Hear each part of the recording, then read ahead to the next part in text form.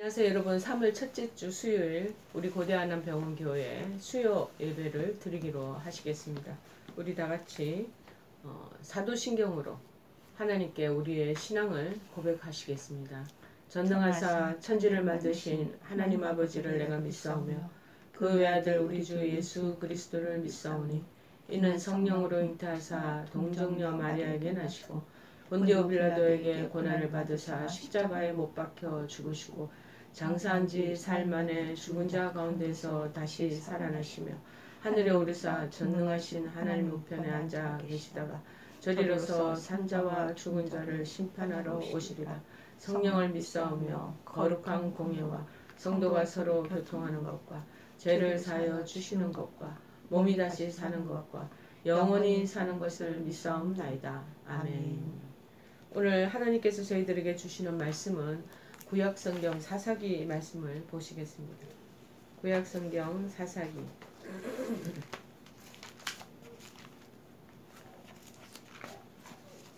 사사기 2장 2절 말씀입니다. 페이지수로는 제가 가지고 있는 성경책 361쪽입니다. 사사기 2장 2절 말씀 한 절 말씀입니다. 362쪽 362쪽입니다. 다 찾으신 줄 알고 제가 봉독해 올리겠습니다. 너희는 이 땅의 주민과 언약을 맺지 말며 그들의 제단들을 흘라하였거늘 너희가 내 목소리를 듣지 아니하였으니 어찌하여 그리하였느냐. 아멘. 오늘 말씀의 제목은 죄악을 이기는 삶, 죄악을 이기는 삶이라는 말씀의 제목입니다. 여러분, 여호수아 이후에 이 사사기 때의 말씀은 전체적으로 사사들을 세워서 하나님이 그 이스라엘 백성들을 이끌어 나가신 그 모습을 볼 수가 있습니다. 특별히 여호수아가 죽고 난 뒤에 이스라엘 자손들은 또 리더자가 한 사람 자기네들의 눈에서 사라지는 것을 보니 얼마나 마음이 심란하고 두려웠겠습니까? 그러다 보니 또 대표 다른 사사, 쉽게 얘기하면 하나님이 대리자로 세운 이 사사들을 통해서 나라를 이끌어가고 그들은 그래서 이 사사 시대에 이 혼잡한 시대에 대표적인 영적인 리더자가 없고 나니 그 이후에 그들의 삶이 어떠했는가라는 것을 살펴볼 수가 있습니다. 우리가 익히 들어서 알고 계시듯이 정말 왕이 없고 중앙집권 체제가 구축되지 않은 그 당시의 사회성에서 사사들이 앞장서서 하나님이 부르시고 그들을 통해서 이스라엘을 이끌어 가셔야 되는데 그때 그 상황이 오합지졸, 영적으로 그리고 정신적으로 여러 가지 면에서 많이 혼란한 시대가 아니었는가 저희들이 짐작할 수가 있습니다. 그래서 오늘 그 당시 사사 시대의 초창기는 어떠한 역사적인 흐름을 갖고 있었는가, 이전에 여호수아와 갈렙 또 그 이전에 모세가 이끌어왔던 이스라엘 그 백성들의 그 리더십 이후의 상황들 살펴보기로 하겠습니다. 2절에는 뭐라고 그랬냐면은 이 땅 거민과 언약을 맺지 말라. 이 말씀은 무슨 말일까요? 이제 가나안 땅에 들어와서 다 자기네들의 땅을 확보를 하게 되었지 않습니까? 그런데 그때 그 가나안 그 이전부터 있어왔던 원주민들이 많이 살고 있었던 것이에요. 살고 있었던 그 시점에 들어오게 되었을 때 이 땅 거민과 어떤 약속, 약조, 협상 이런 거 하지 말라고 누가 얘기를 하셨냐면 이미 하나님께서 여호수아를 통해서 그리고 그 이전에는 모세를 통해서도 계속 누누이 얘기를 해왔던 것입니다. 자, 그래서 가나안 입성 전에 들어오기 전에 하나님 쪽에서 이스라엘에게 명령했던 그 내용의 대표적인 것이 신명기 7장 3절 4절에 나와 있더라고요. 또 그들과 혼인하지도 말지니 내 딸을 그들의 아들에게 주지 말 것이요 그들의 딸도 내 며느리로 삼지 말 것은 그가 내 아들을 유혹하여 그가 여호와를 떠나고 다른 신들을 섬기게 하므로 여호와께서 너희에게 진노하사 갑자기 너희를 멸하실 것임이니라. 아주 명백하게 얘기해 놓고 있잖아요. 오직 그러나 너희가 그들에게 행할 것은 이러하다. 가나안 족속들과 어떻게 지내야 된다라는 것을 구체적으로 말씀해 주시는 장면이 신명기에도 이렇게 또렷이 나와 있습니다. 그들의 제단을 헐며 그리고 주상을 깨뜨리며 아셀의 목상을 찍으며 조각한 우상들을 다 불사르라고 얘기를 합니다. 왜 그렇게 하셨을까요? 거기에 대한 또 설명이 6절에 나오는데 신명기 7장 6절에 너는 여호와 내 하나님의 성민이라. 거룩할 성자 민족 민자 거룩하게 내가 너희들을 불러 모았 그런 민족인데 그들과 이렇게 오합지졸 결혼으로 그렇게 통혼이 돼버리든지 그렇게 서로가 피가 섞여버리면 하나님이 고유의 그 구속사적인 역할들을 이끌어가려는 그런 것들이 다 무산되어 버리니까 그렇게 너희들은 그냥 너희들 자체대로 그런 민족끼리의 그런 결합과 그런 결혼이 이루어질 것이고 이방민족 내가 그 당시에 택하지 않은 이방민족들과는 교합하지 말라라고 얘기를 하시는 거죠.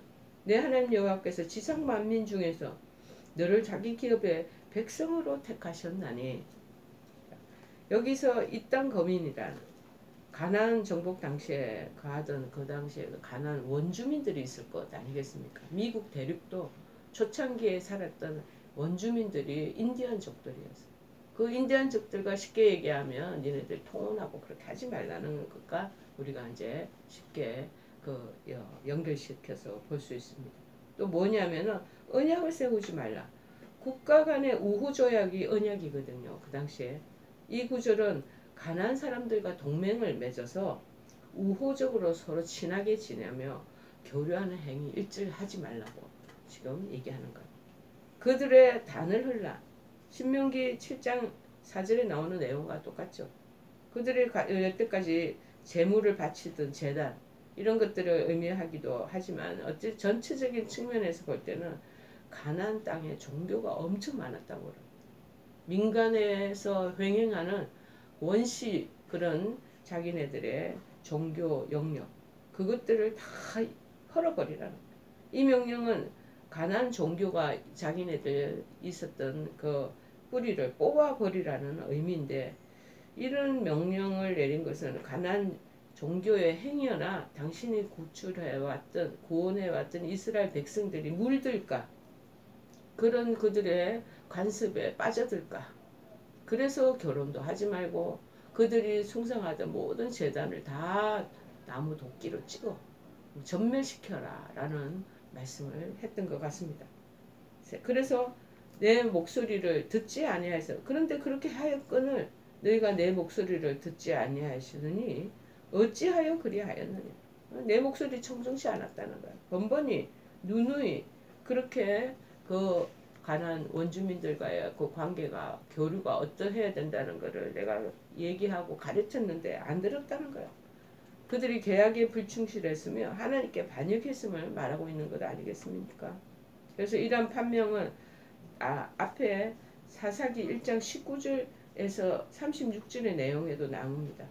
여호와께서는 유다와 함께 계셨으므로 그 유다의 족속들이 산지 주민을 다 쫓아냈어요. 그런데 골짜기에 숨어있던 그 주민들은 철 무기를 가지고 있었던 거예요. 그래서 그들을 쫓아내지는 못한 거예요. 그들이 그래서 모세가 명령한 대로 헤브론을 갈렙에게 주었더니 그가 거기서 아낙의 세 아들을 쫓아냈었고 베냐민 자손은 예루살렘에 거주하는 여부수 족속을 쫓아내지 못하였다. 쫓아내지 못했던 내용이 계속 나오는 거예요. 그래서 쫓아내지 못하는 그 원주민들과 함께 더불어 살았던 것 같아요. 자, 그랬더니 이스라엘의 가나안 성읍에 대한 완전치 못한 정복, 완전히 다 그들을 전멸시키고 그들이 섬기고 있던 우상덩어리 다 그냥 불태워버리고 헐어버리고 새롭게 출발하자는 의미에서 그렇게 명령을 했는데 못 지킨 거예요. 가나안 주요 성읍 그게 아마도 철기 병기를 가지고 있었기 때문에 군사적으로는 약세라서 못했던 것 같아요. 그러나 그 뒷배경에는 하나님이 계시지 않겠습니까? 신전에 있는 성읍을 점령하지 못하니까 결국에 가나안의 종교 체계를 무너뜨리는데 실패했다는 거예요.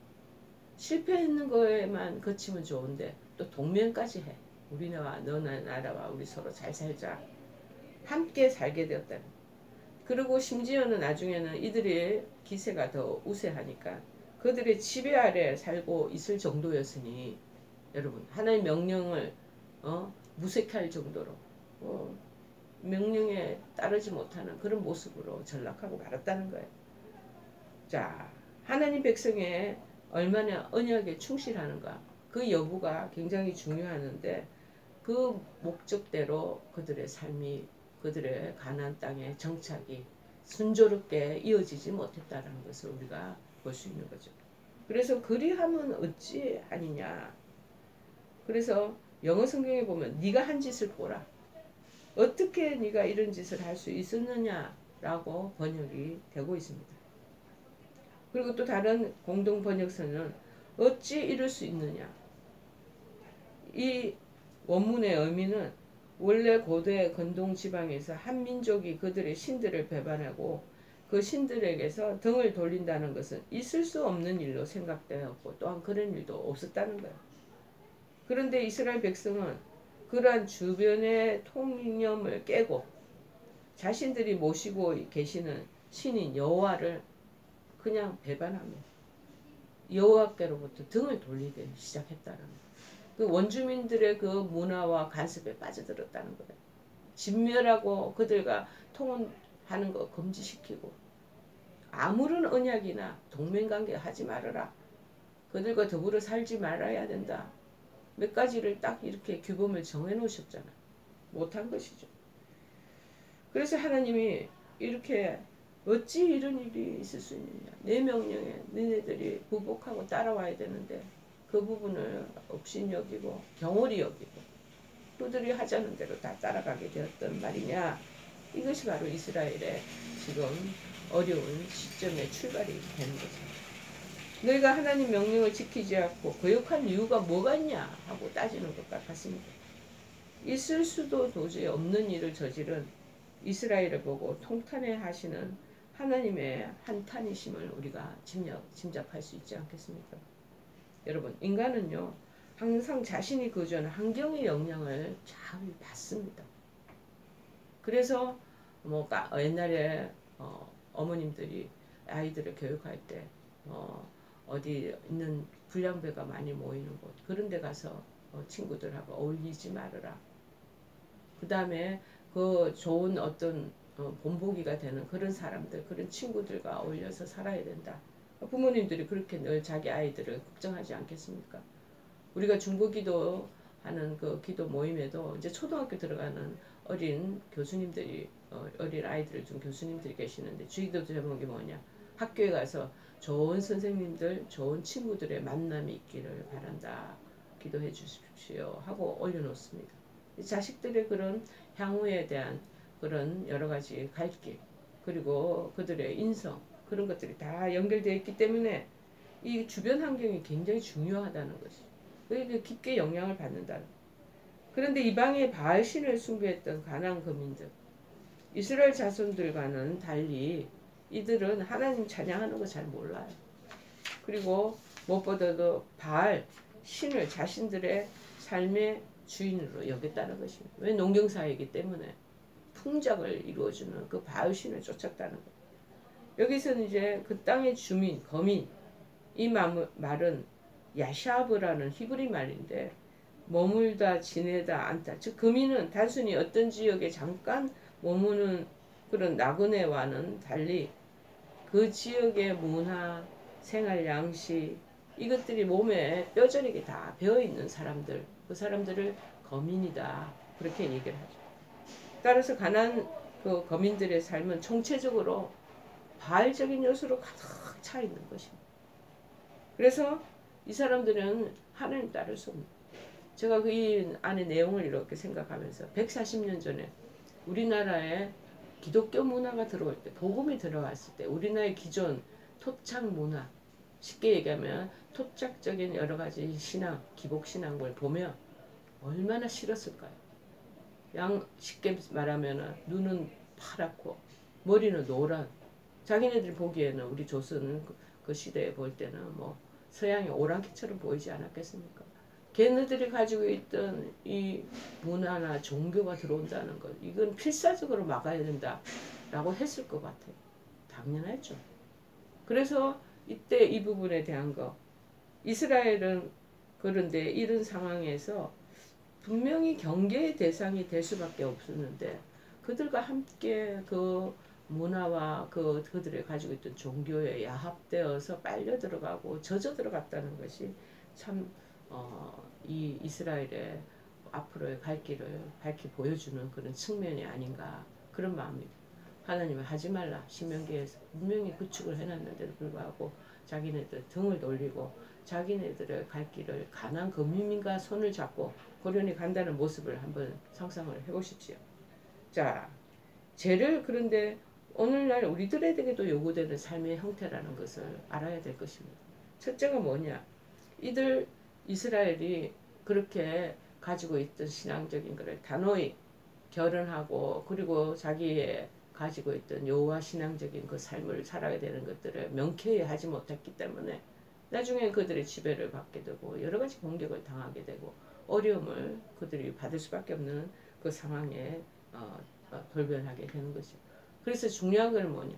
죄라고 생각하는 것을 멀리 해야 된다. 히브리어로 언약을 세운다. 언약이 카라트 베리타라는 말은 헝겊을 자른다는 거예요.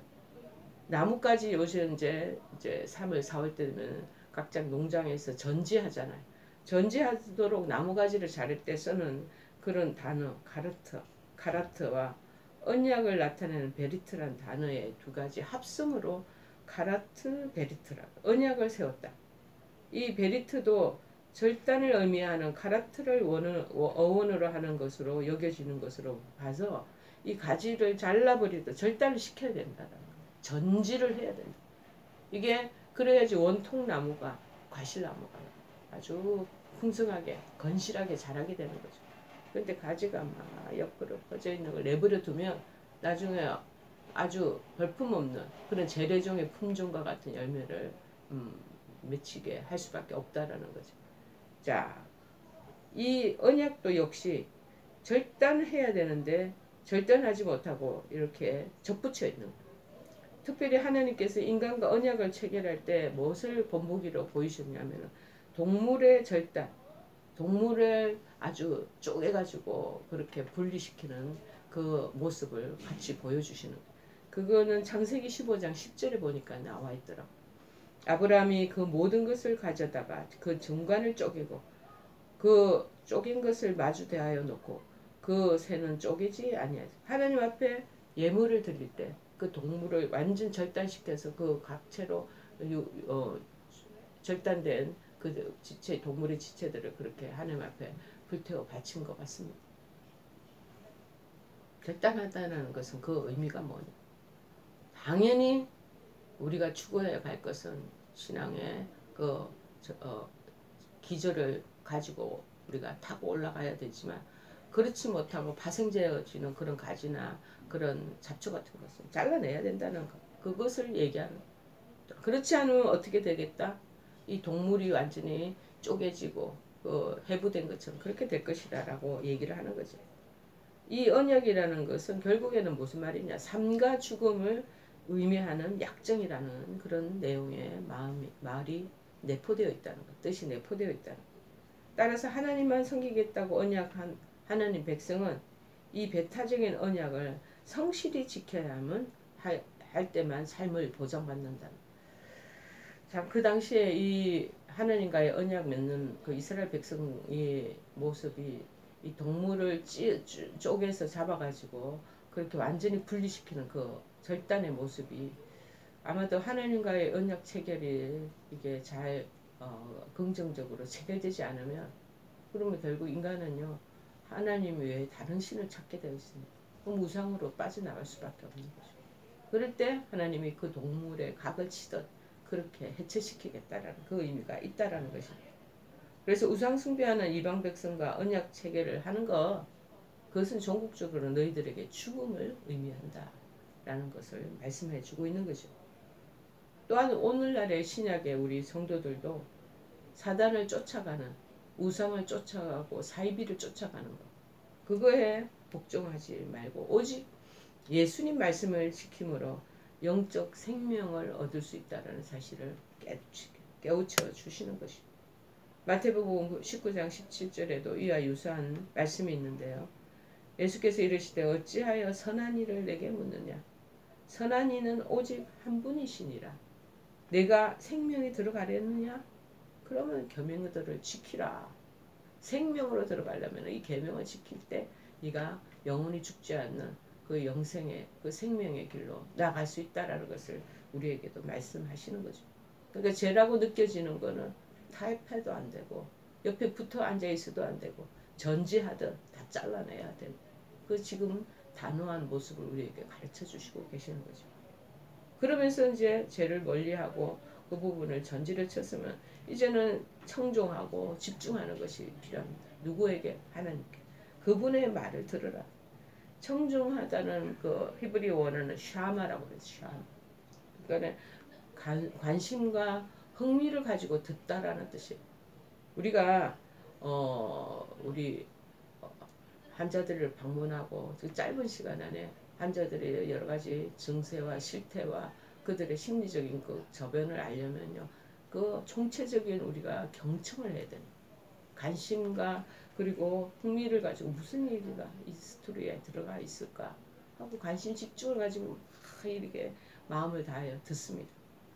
그렇게 듣고 난 뒤에 들을 수 있는 그 다음에 힘이 있어서 결국에는 그 명령을 내린 분에게 우리가 복종하게 된다라는 그 총체적인 연결이 다 돼요. 그 뜻이 포함되어 있다는.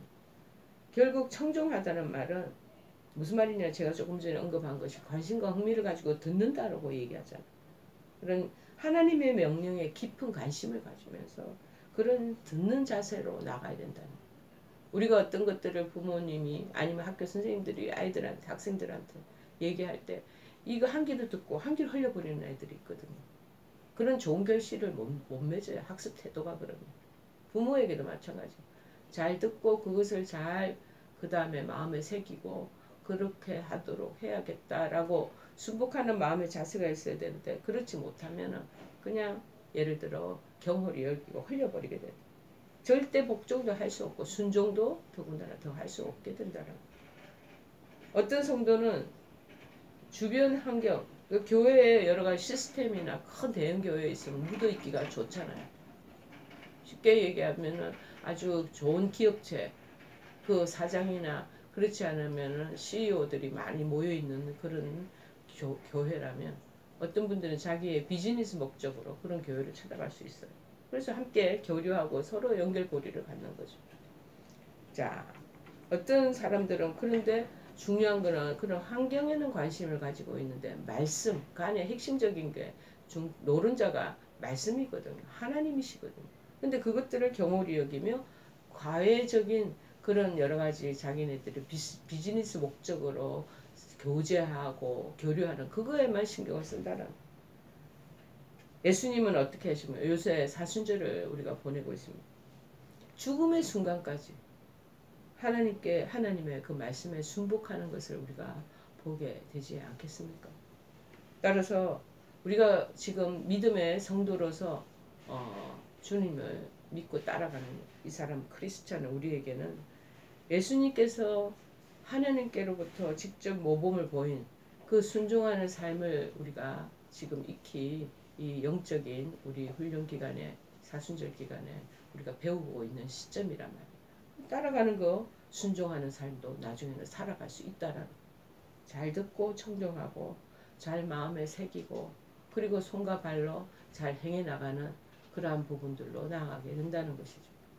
자, 그러면 어떤 행동을 우리에게 요구하는가? 오늘 이들의 상황적인 것을 보면서 반성하는 삶을 살아야 된다.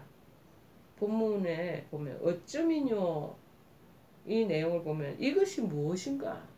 이게 무슨 일이냐?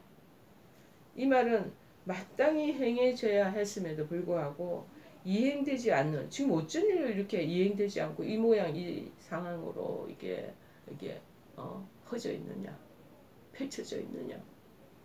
여기에 대한 추궁을 얘기하는 것입니다. 우리는 이스라엘 역사를 통해서 하나님의 백성들이 행했던 타락상을 우리가 지금 목도하고 있지 않겠습니까?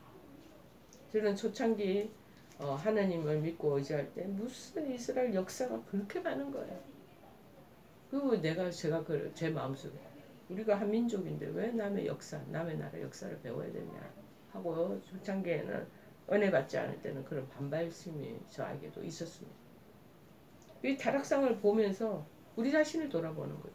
오늘 아침에도 저희들 말씀에 그런 큐티 시간이 말씀을 읽어가면서 하게 되는데 그 말씀 읽으면서 큐티식으로 서로 쉐어하고 그 부분에 대한 나의 여러 가지 신앙의 결의도 그리고 의지도 한번 살펴보고 점검하는 그 시간을 갖는 타락상을 목도하면서 야 어찌 이래 말을 안 듣느냐 이런 마음이 들거든요. 우리 자체 인간에게 하는 말소리와 똑같습니다. 어떻게 이렇게 하나님이 이러이러하면 복을 내려주시고 그러지 말라고 이렇게 여러 가지 규약사항을 이렇게 적어놓고 명목을 명단을 이렇게 보여주는데도 모르고 듣지도 않고 그렇게 하느냐. 반성하는 마음이 없는 거예요. 이런 과거를 우리는 교훈 삼아 자꾸 하나님이 원하고 기뻐하시는 쪽으로 방향을 틀어서 가야 된다는 것입니다. 매일매일의 우리 삶을 돌이켜보며 오늘 하루는 죄를 멀리하며 하는 삶을 살았는가? 우리 마음에 떠오르는 그런 생각과 여러 가지 그런 의견조차도 분분히 내 안에서 자꾸 살펴야 됩니다. 자, 하나님 말씀에 오늘 내가 하루 순종하는 삶을 살았는가? 그런 반성하는 태도가 계속 있어야 됩니다. 그래서 어떤 분은 영성일기라고 해서 어느 대형교회는 그 일기 쓰는 걸 계속 얘기를 하시더라고요. 또 그리고 우리 성도님들에게 자꾸 하시다라고 권고해 드리고 있더라고요. 목사님도 직접 하시면서.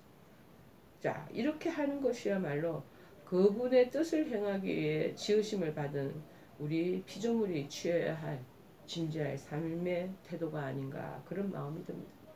여러분 지금 병중에 입원해 계시잖아요.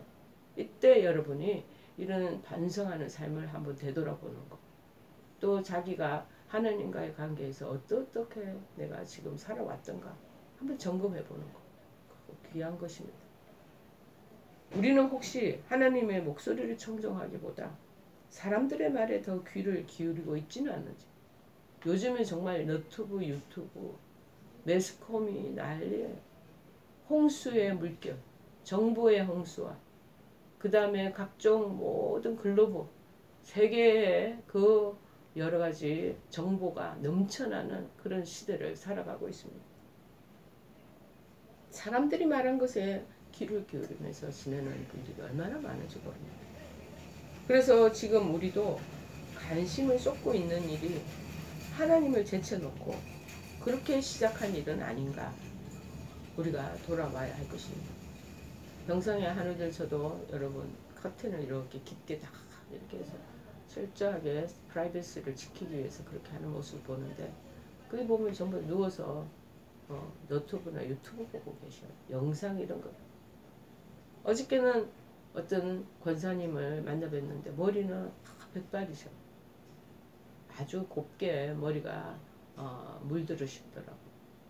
근데 앉아서 큰 성경 이런 기도문을 읽고 계시더라고. 그리고 카텐도 다 부러져지고 자기는 이런 카텐 치는 거 너무 정말 답답하다. 그리고 혼자서 당신의 책상을 펼쳐놓고 큰 글자가 적혀있는 그 성경책을 이렇게 보고 계시는데 제가 감동을 받았어요. 야, 이 참 자기의 병의 모든 중환과 치료와 회복은 하나님 손에 달려있다라는 것을 마음속에 자기가 가지고 있기에 성경 말씀에 몰두하고 또 그것을 지닌 채로 가지고 입원하신 것 아니시겠습니까? 여러분, 하나님 제쳐두고 우리의 삶을 시작하는 것, 이거는 기존적인 우리의 가지고 있는 매뉴얼대로 살지 않게 된다는 것을 우리가 알아야 할 것입니다. 우리가 어떤 밥솥이나 여러 가지 전기 제품들을 구입하면 거기 매뉴얼이 딱 나와 있잖아. 매뉴얼대로 우리가 버튼을 누르고 취사를 하고 그렇지 않으면 작동하는 거 온을 켜서 하지 않으면요 엉망진창이 돼버리잖아요. 우리가 하나님의 피조물, 우리를 당신의 형상대로 만드는 형상대로 만들어진 피조물이에요. 그 매뉴얼이 있어요. 그 매뉴얼이 바로 성경 말씀이에요. 이 매뉴얼대로 우리가 살아야지 작동이 잘 되게 돼요. 자, 당신은 제약된 삶에서 벗어날 수도 하나님의 선한 일을 이루어 나갈 수도 없게 됩니다. 매뉴얼대로 못 살고.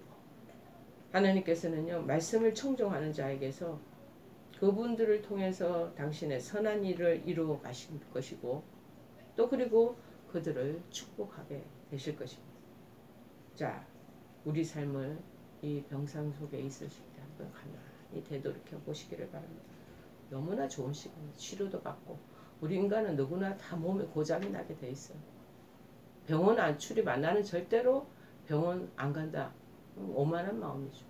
이미 우리를 유한성 있게 하나님이 지어 놓으셨어요. 왜 쓰다 보면은 너무 많이 쓴 것들은 고장이 나고 삐그덕 하게 되어 있고 그것들을 수리해 가면서 지금 살아야 될 그러한 우리가 한계점을 가진 인간이라는 거예요. 우리 사람을 한번 되돌이켜 보십시다. 내가 매뉴얼대로 살아왔었나. 그리고 죄를 하나님 제일 싫어하는 게 죄예요. 죄를 멀리하며 더시는 하나님 명령에 따르는 삶을 지향해 왔는가 라고 우리 스스로를 살펴보는 그런 귀한 이번 가령 기간이 되기를 바랍니다. 오늘 수요예배 이 사사기의 말씀 생각하면서 우리들의 신앙과 삶의 모습들을 돌아보게 됩니다. 우리 찬송가 그래서 생각하시면서 423장 찬양하시겠습니다. 423장